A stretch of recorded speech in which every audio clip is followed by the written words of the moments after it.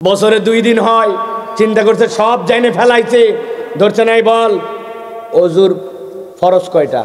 বেটা অজুর ফরজ লাগবে না, গোসলের ফরজ বল। বেটা তোর বয়স 17 বছর, বল। বলতেছে যে হুজুর তিনটা। তিনটা কি কি বল, তাড়াতাড়ি বল। চিন্তা করছে হুজুর যেমনে ধরছে কিছু তো বলা লাগবে, তাছাড়া এলাকায় ইজ্জত থাকে। যে বুট, যে গায়ের জ্যাকেট, যে জিন্সের প্যান্ট, হাতের মধ্যে আইফোন, ইজ্জত থাকে। তাছাড়া বলছে হুজুর জানা আছে তিনটা। কি কি? বলছে লুঙ্গি, বদনা, গামছা। গোসলের ফরজ আছে না ভাই? আহা, যারা হাসে দিলেন ওনাদের কাছেও জিজ্ঞাসা যদি করা হয়, ভাই কুমিল্লা ভিক্টোরিয়ান্সের এবার প্লেয়ার কারা? চিটাগাংয়ের কারা খেলতেছে? আরে বাপ রে বাপ, টন টনা মুগ। কিন্তু যদি বলা হয় আশারায়ে মুবাশশারা 10 জন আল্লাহ নবীর সাহাবী ছিলেন, ওই 10টার নাম বলেন। মুরব্বী ইউক্রেন রাশিয়ার যুদ্ধ চালায় চায়ের দোকান থেকে, কিন্তু আল্লাহর দয় এটা বলতে পারে না। আসেনি ভাই? ভালো করে বুঝেন আল্লাহ রাব্বুল আলামিন কেমন রাজ্জাক। আমরা একবারও ভেবে দেখি নাই যে ওই রব আপনার আমার জন্য অনবরত কি দয়া করতেছেন। একজন আসছে, হুজুর আপনার সাথে সেলফি তোলা লাগবে। বললো ভাই আয় আয় আয়, তুই তো আইসি সেই জন্য আয়। সেলফি চাপ দিছে মোবাইলে, দেখে যে ওঠে না। অনেকক্ষণ সাফাসাফি করে মেজাজ খারাপ। পরে লেখা উঠছে there is insufficient memory card, if you want any new picture please delete something from your device. বলছে 268 জিবি মেমোরি, মরার সময় পেল একটা ছবি উঠতেছে না, মেমোরি ফুল। হয় কিনা ভাই? যুবকেরা কথা বলো। কিন্তু তুমি আমি 22,000 বার প্রত্যেক দিন চোখ দিয়ে পলক ফেললাম, অনবরত 70 বছর দেখলাম, কোনোদিন বলল না যে তোমার ব্রেনের মেমোরি ফুল, পর্যাপ্ত জায়গা নাই। কোনোদিন এই সিগন্যাল দেয় না। রাজ্জাককে বান্দা খুঁজে পায় না, রাজ্জাককে খুঁজে পায় না। গাড়ির সামনের ওয়াইফাই চলাই, হঠাৎ করে চলাইছে, বল দেখে যে পানি দিচ্ছে, পানি নাই। বলতেছে ট্যাঙ্কের মধ্যে পানি ফুল করো। আপনি একবার ভাবেন নাই, ও যুবক, এই তরুণ, কি ফুটানি মারো? প্রত্যেক দিন 20,000-এর উপরে চোখের পলক ফেলো, কোনোদিন চোখের পানির সংকট দেখা দিল না। 20 বার যদি চোখ শুকায় যেত আর পলক ফেলা লাগতো, অন্ধ হয়ে যেতাম আমরা। তিনি রাজ্জাক, তিনি রব্বুল আলামিন আপনাকে আমাকে এই দয়ার সাগরে ভাসায় রাখছেন। আর ওই বান্দা আল্লাহ কেউ চিনে না, কোরআন হাদিসও তার ভালো লাগে না। ওয়াজ বছরে 2 দিন হয়, তাদেরকে নিমন্ত্রণ করা লাগে, বাহিরে আড্ডা মারে, ঘরে। আসেনি ভাই? জীবনে পাপড় খাই নাই, চা খাই নাই, বাড়িতে বলে আসছে ওয়াজে যাচ্ছি, কিন্তু ওয়াজে আসে নাই, ঘোরাফেরা করতেছে। আমি আল্লাহর কাছে বিচার দিব, আল্লাহ যদি ওয়াজ শুনতে আসে ভালো কথা, না শুনলে তার জন্য কোনো গুনাহ নাই, কিন্তু ওয়াজের নাম করে এসে পাপড় খায়, ওয়াজের নাম করে এসে বিড়ি খায়, ওয়াজের নাম করে এসে আড্ডা মারে, বাইরে ঘুরে, আল্লাহর কাছে আপনাকে হিসাব দেওয়া লাগবে।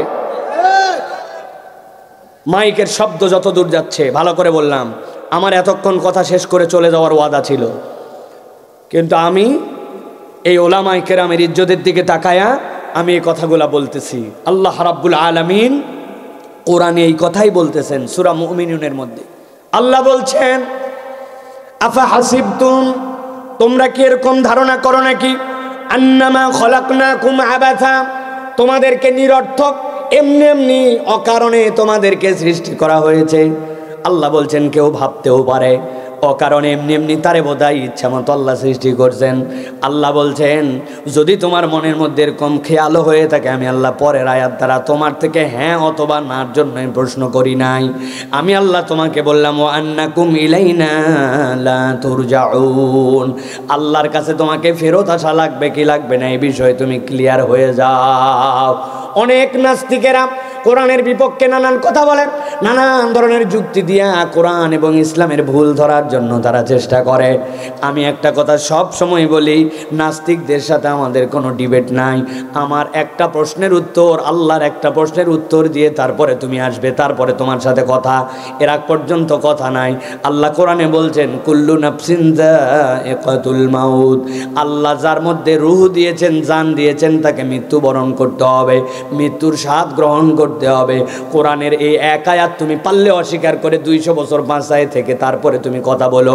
তুমি এই এক আয়াতে অস্বীকার করতে পারো না, বাকি সঙ্গে তোমার সাথে আলাপ করে আমার কোনো সময় নষ্ট করার হাতে সময় নাই, ঠিক কি না?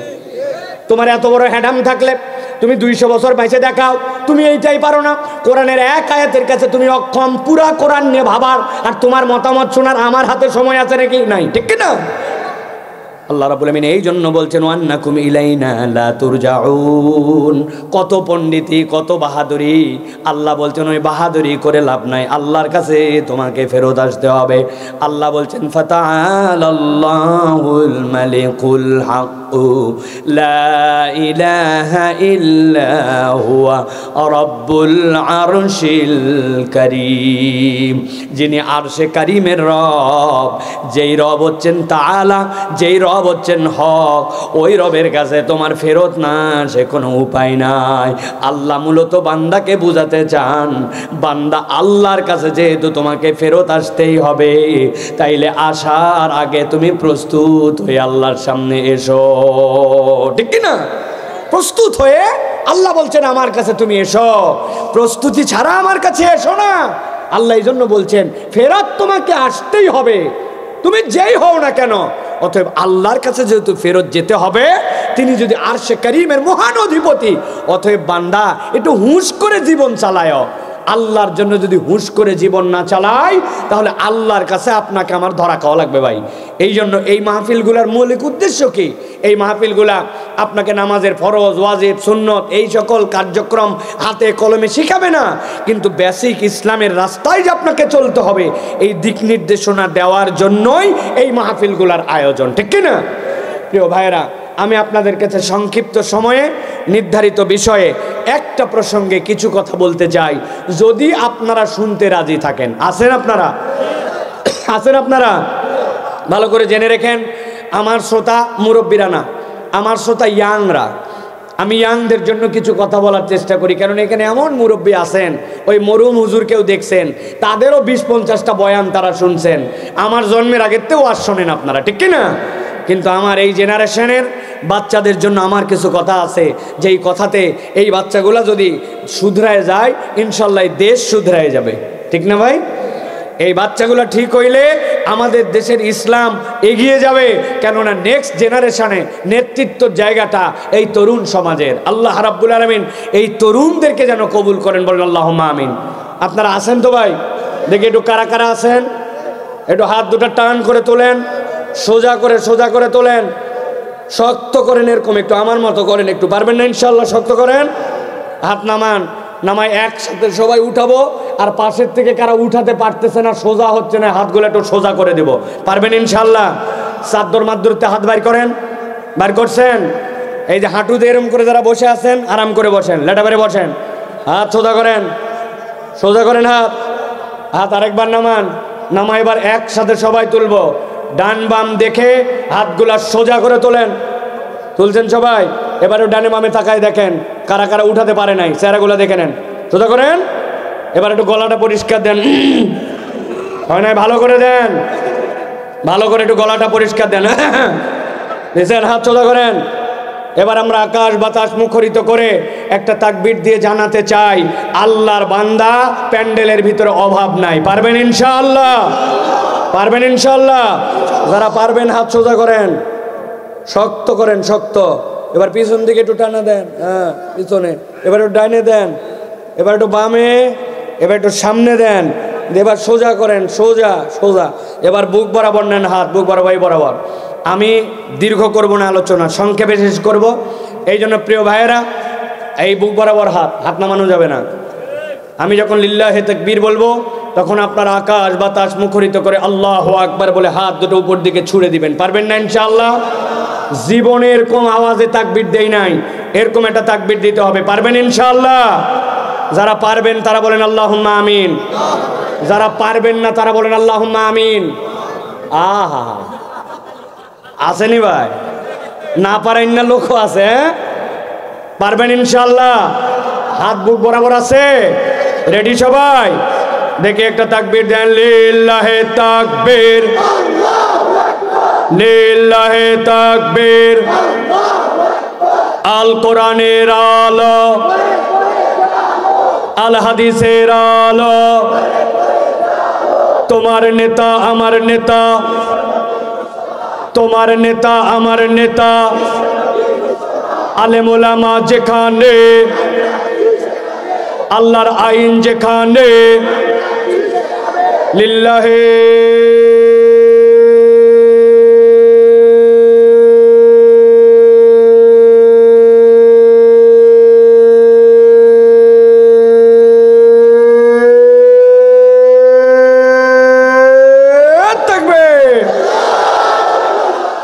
আলহামদুলিল্লাহ। হাত নামান। শয়তান আছে আর এলাকা ছাড়া, ঠিক কিনা? আল্লাহু আকবারের স্লোগান শয়তান পছন্দ করে না, ঠিক কিনা? এই জন্য আল্লাহু আকবারের স্লোগান যারা পছন্দ করে না এরা শয়তানের পছন্দের লোক। আগামীর বাংলাদেশে আল্লাহু আকবারের সাথে যাদের সম্পর্ক নাই তাদের সাথে ইমানদারের সম্পর্ক নাই। আগামীর বাংলাদেশ ইসলামের বাংলাদেশ, আগামীর বাংলাদেশ তরুণ যুবকদের বাংলাদেশ, আগামীর বাংলাদেশ আল্লাহর আইনের বাংলাদেশ, আগামীর বাংলাদেশ ভারতীয় আধিপত্যবাদের বিরুদ্ধে রুখে দাঁড়াবার বাংলাদেশ, ঠিক কিনা? ওই বাংলাদেশ গড়ার জন্য আমাদেরকে রেডি হতে হবে। রাজি আছে তো ইনশাআল্লাহ? নতুন করে একজন লোক যেন প্যান্ডেলে না ঢোকে। স্বেচ্ছাসেবক যারা আছেন আপনারা দায়িত্ব নিয়ে ওখানে দাঁড়ান। একটা লোক আর ভিতরে ঢুকবে না। যারা ওয়াজ শুনবে না, না শুনবে বাইরে যাও গা। তোমরা খাও পাপড়, জম্মের মতো খাও। জীবনে তোমরা পাপড় খাও নাই, 12 ভাজা দেখো নাই। আহারে খাও খাও, তোমরা খাও খাও। আবার আমাদেরকে বলে হুজুর দূরে দূরে মাইক দিছেন, তো দূর থেকে ওয়াজ শুনলে সমস্যা কোথায়? আছে না? যুবক বোকা মনে করো না, আমরা বুঝে সুঝে কথাবার্তা বলতেছি। এই যে মোবাইল, দুইভাবে ইন্টারনেট ব্যবহার করা যায়। কয়ভাবে? ওই যে মুরব্বী চাষা দাড়ি পাইকে এসেছে, উনি হো হো করতেছে আন্দাজে। উনি ইন্টারনেটের কি বুঝতেছে আন্দাজ? কয়ভাবে ব্যবহার করা যায়? দুইভাবে। একটা সেলফ ডাটা আর একটা ওয়াইফাই ডাটা, ঠিক কিনা? আপনার বাড়িতে একটা রাউটার আছে, রাউটারের পাসওয়ার্ড আছে। আপনার একটা অ্যান্ড্রয়েড ফোন আছে অথবা আইফোন আছে, আপনি পাসওয়ার্ডটা জানেন, আপনার ওখানে লাইন আছে, আপনি বাসায় ঢুকবেন, আপনি রাউটার থেকে লাইন দিয়ে আপনি নেট ব্যবহার করবেন, ঠিক কিনা?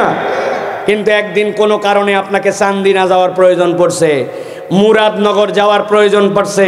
বুঝে থাকলে বলেন তো, আপনার বাড়ির থেকে আপনি 10 কিলোমিটার দূরে চলে গেছেন, আপনার মোবাইলের রাউটার ধরবে তো? কেন? লাইন নাই, মোবাইল নাই, পাসওয়ার্ড জানেন না, ধরবে না কেন? নেটওয়ার্কের বাইরে আপনি, ঠিক কিনা? ওয়াজ আপনি মোবাইলে শোনেন, ইউটিউবে শোনেন, যেখানে শোনেন, জানা কথায় আবার শোনেন, কিন্তু ওইটা আপনি দূর থেকে শুনবেন, ওয়াজ শোনা হবে, কিন্তু এই প্যান্ডেলটা হচ্ছে আল্লাহর রহমতের ওয়াইফাই জোন। বান্দা যখন এর ভিতরে আসে, জানা কথাও যখন আবার শোনে, আল্লাহ ফেরেশতা দিয়া ওই বান্দাদের গুনাহ খাতা মাফ করায়া তারপরে তাদেরকে বাড়িতে পাঠান। সুবহানাল্লাহ। আপনি মনে করছেন বোকা লোক সব এখানে বসে আছে? না, এত সোজা নয়। এটা আল্লাহ যার জন্য রাজ্জাক হিসাবে আসার তৌফিক দিবেন, তারাই কেবল আসতে পারছে, ঠিক কি না?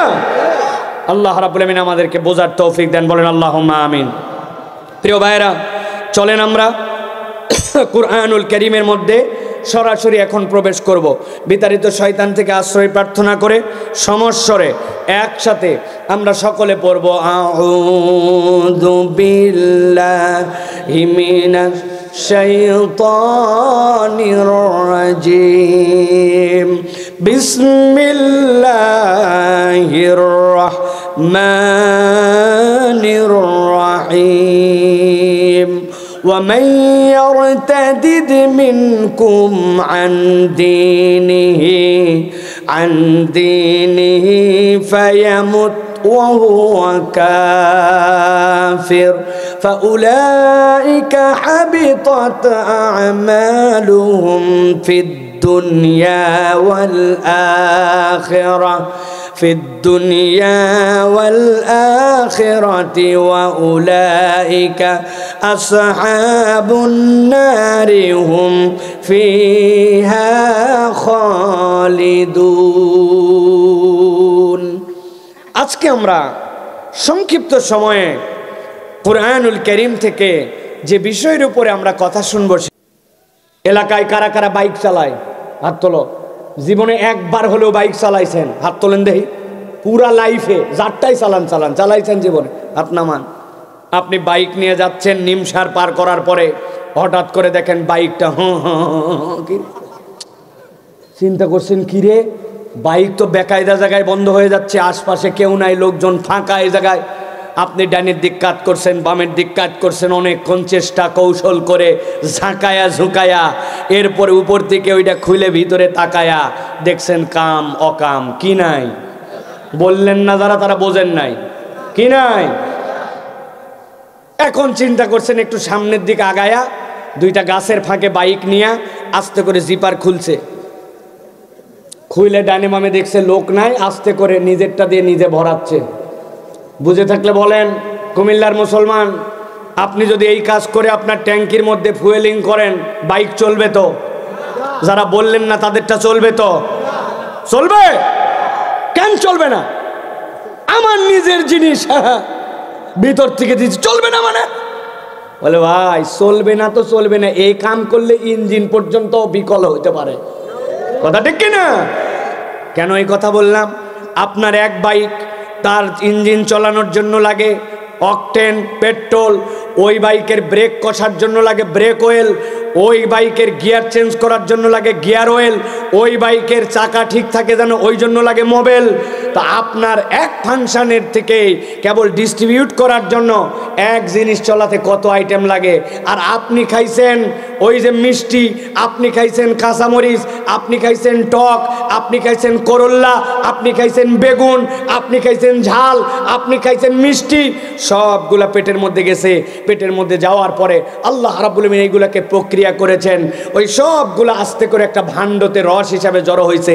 আল্লাহ কতগুলা টক্সিন ওইটা মেরে দিছেন, সবগুলা সুগারে রূপান্তর হয়েছে, গ্লুকোজ হয়েছে। এরপরে যেখানে আপনার শরীরে যা কাজ করা লাগবে, আপনার একই খাদ্য টক ঝাল মিষ্টি কিচ্ছু আল্লাহ দেখেন নাই, আল্লাহ আপনার শরীর চালানোর জন্য অটো সাপ্লায়ার ব্যবস্থা করেছেন। এটার জন্য আপনাকে চিন্তা করতে হয় না কোনটা গিয়ার অয়েল, কোনটা মোবিল, কোনটা অকটেন, আপনাকে ভাবতে হয় না। যিনি ভাবেন তিনি রাজ্জাক, তিনি আপনার আমার রব আল্লাহ। আহা, ওয়াজ শুনতে মন চায় না? আসাতেজায়ে কেরাম, এলাকার অর্থ প্রতিষ্ঠানের গুণাগ্রহী মুরব্বিয়ানে কেরাম, আমার সামনে উপবিষ্ট সম্মানিত তরুণেরা, স্নেহের ছোটরা, মাইকের শব্দ দূরে যাচ্ছে, কথা শুনছেন মা এবং বোনেরা, সকলকে একবার সালাম দিয়েছি। আরও একবার আপনাদের কাছে দোয়া পাওয়া এবং করার আশায় সালাম নিবেদন করি। আসসালামু আলাইকুম ওয়া রাহমাতুল্লাহ। আপনারা ভালো আছেন ভাই? রাত গভীর, কত দূর আর ভালো থাকা যায়, তাই না ভাই? ওয়াজ শুনতে শুনতে আমাদের পেট মস্তিষ্ক সব ভরে গেছে আমাদের। এখন ক্লান্তি এবং ঘুমানোর সময়, সেই সময়ে আমরা কোরআন শোনার জন্য যারা এসেছি বসেছি, এটা কম সৌভাগ্যের বিষয় নয়।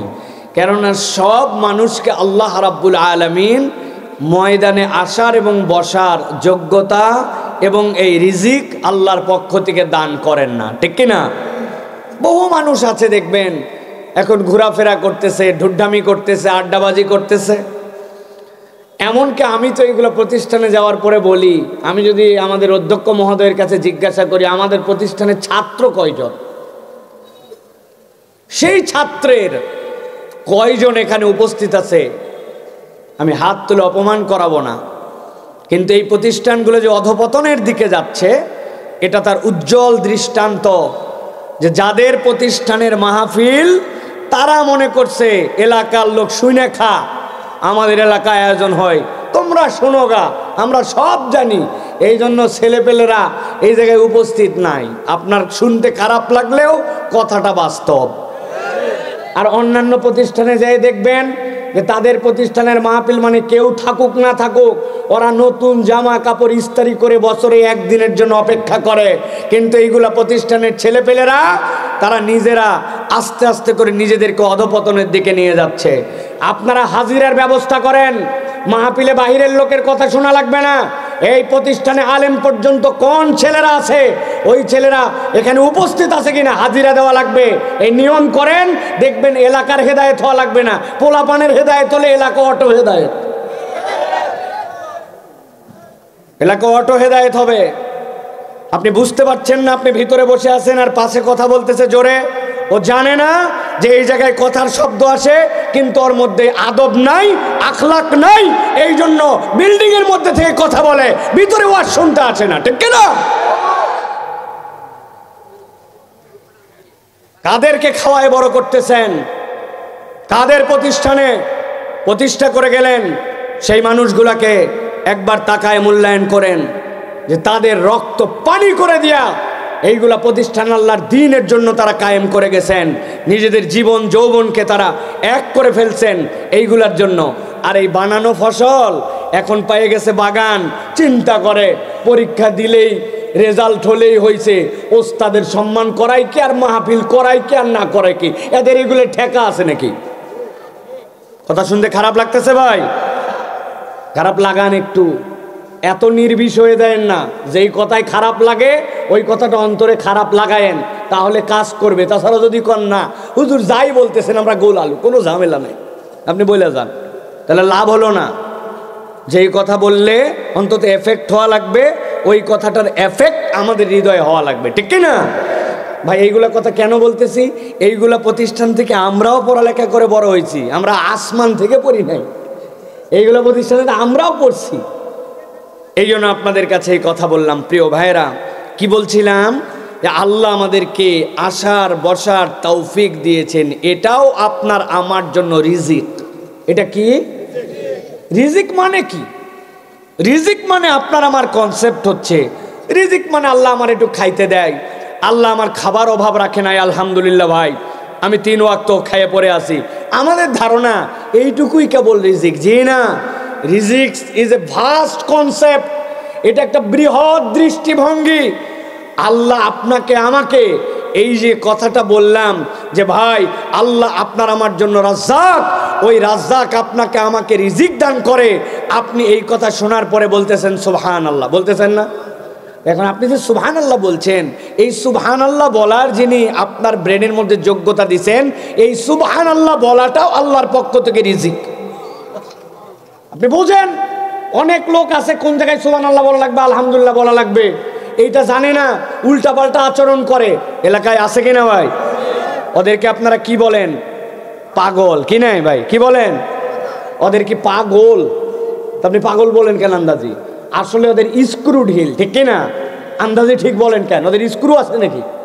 আপনি বলছেন স্ক্রু ঢিল, বলে হুজুর আসলে এই পাগল সেই পাগল না, এই স্ক্রু সেই স্ক্রু না, এইগুলার মাথা ঠিক নাই জন্য আমরা তাদেরকে পাগল অথবা স্ক্রু ঢিল বলি। ঠিক কিনা?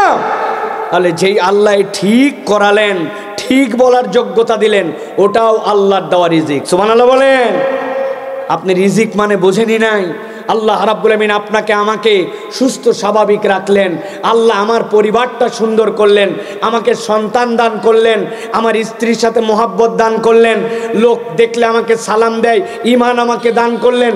আল্লাহ আপনাকে আমাকে যা যা দিলেন এইগুলা সব আল্লাহর পক্ষ থেকে রিজিক, কিন্তু বান্দা অনুভব করে না, এই জন্য রাজ্জাককে খুঁজে পায় না।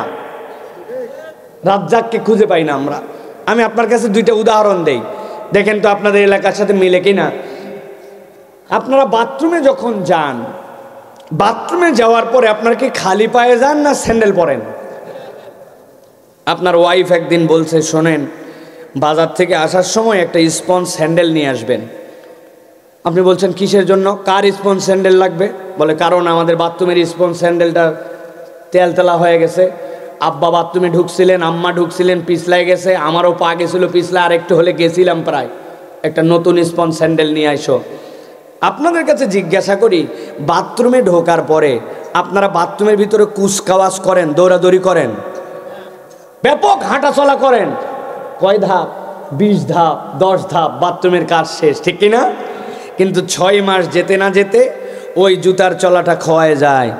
এই জন্য আপনার পরিবার থেকে বলে একটা জুতা নিয়ে আইসো, স্যান্ডেল নিয়ে আইসো, কেননা জুতার ফিতাগুলা পায়ের নিচে ঢোকে। আপনি কখনো ভাবলেন না আপনার পায়ের তলার বাথরুমের ভিতরে 20 ধাপ দেওয়া ওই জুতা 6 মাসে খোয়ায় যায়, কিন্তু আল্লাহ রাব্বুল আমিন আপনাকে আমাকে 80% সময় খালি পায়ে ঘোরালো, পুরা বাড়ি খালি পায়ে ঘুরি, ধান লাগাই খালি পায়ে, খেলাধুলা করে খালি পায়ে, বেশিরভাগ সময় থাকে খালি পায়ে, অথচ পায়ের তলার জুতা 6 মাসে খোয়ায় বাথরুমেরটা। আর 70 বছর বয়স হলো, কোনোদিন আমার পায়ের তলা ফুটা হয়ে এক ফোঁটা রক্ত বের হলো না। যেই আল্লাহ এইটাকে নিয়ন্ত্রণ করেন, উনি আপনার রব, উনি আপনার আমার রাজ্জাক।